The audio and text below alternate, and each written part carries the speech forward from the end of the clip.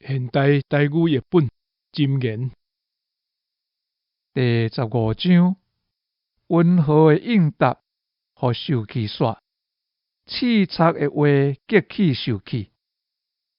智慧人的舌咬讲知识，戆人的喙吐出牛戆。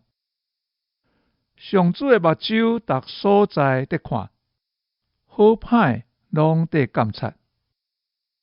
温和的舌是活命的树，讲话歪曲，损伤心神。戆人看轻老爸的管教，愿意受责备是明理。义人的厝内有真侪财宝，歹人所趁的，诚做家己的陷害。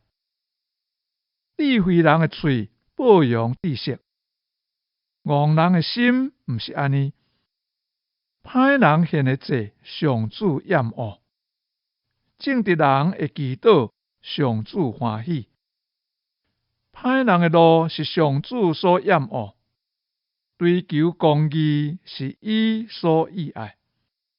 放杀正路的人会受严格管教，厌恶责备的人会致到死亡。淫妇甲灭亡，上主都得监察。世间人的心，搁较袂当对伊看目。自高自大的人无爱受责备，嘛无爱甲智慧的人参详。心欢喜，面就有笑容；心忧闷，心灵就睿智。聪明人的心找到知识，戆人的喙用牛戆做食物。